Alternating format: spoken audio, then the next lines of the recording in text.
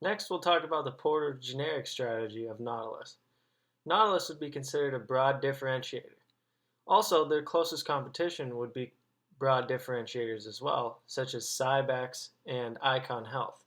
Other substitutes, such as Beachbody and P90X, would fall in the other three categories, like narrow differentiation, or cost leadership, or cost differentiation. Nautilus's focus is on the quality of the product and the brand, not so much the cost. So cost leadership would be the alternatives that I have described. Moving into some possible strategy selections for Nautilus going forward with the company. Pairing a weakness of their smaller market share with an opportunity of expanding into new international markets that they have recently been getting into, they could use a weakness and opportunity strategy as a mix of selling to home users, which they currently only do, and beginning to sell to public gyms to gain a larger market share. We feel as though they could do this all internationally in European markets to see how it goes there first before doing it in America. We feel that the European market has solid growth possibilities, so this would be a good area to test this out in.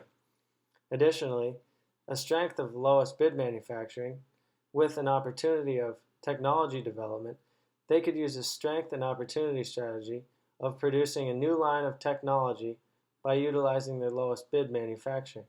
They could do this before any other company gets into this kind of stuff and get customers to purchase their products first with new technology. As for the remaining two strategies, the first one, we wanted to pair a weakness of the high price point of equipment for Nautilus with the threat of the increase in people unemployed and in lower classes. For this, we would use a weakness threat strategy with the need to progress into selling to public gyms in some capacity.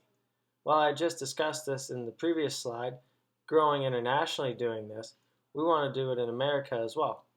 People that do not have excess income will most likely not purchase our equipment as they will not have the excess income to do so. So, in order to reach a larger target market, we want to sell to public gyms because people that want to work out still that do not have enough income to buy home gym equipment will still want to go to public gyms, and we can reach them there. Additionally, a strength of customer loyalty and brand depth with a threat of the substitutes such as home fitness programs like Insanity and P90X, we could use a strength and threat strategy to acquire or establish an exercise program that would compete with alternatives. As for some of the pros and cons of the strategies we selected, the pros of going into international markets would be increased revenue, improved reputation, and increased market share, while the cons are the possibility of failure in the European market with uncertainty surrounding it, and the fact that expansion is very expensive for a company like Nautilus.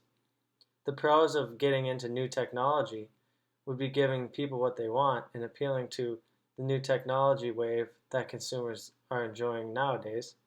And the cons would be the possible research and development costs hurting our margin, or the possible hikes in cost of manufacturing and disruption of current agreements with manufacturers. Moving on with the pros and cons of some of our strategy selection, the strategy of getting into public gyms, the pros of that would be increased market share, increased revenues, and the ability to reach out to public gym members that would not originally use Nautilus's equipment. The cons would be the company could easily lose company focus and their reputation as a home gym provider by providing to public gyms. They also may not be able to get in with that many gyms after not selling to them for years. The strategy of getting into home fitness programs like Insanity and P90X, the pros of that would be the increased market share, reaching new customers, and higher revenues. But the cons of that would be the acquisition could be very expensive, and there's a high possibility of failure if they were to start up their own company, not being able to compete with the likes of Insanity and P90X. We decided that the best overall strategy for Nautilus would be getting into home fitness programs like Insanity and P90X. We figured that if we could start up or purchase a company like this would be most beneficial with sticking with the theme of home gym provider that Nautilus currently has, as they wouldn't lose their identity, and it also prevents a great way to prevent a threat seen in the market. Substitute products are taking a large chunk of the market share from them, and they would be able to additionally increase their market share.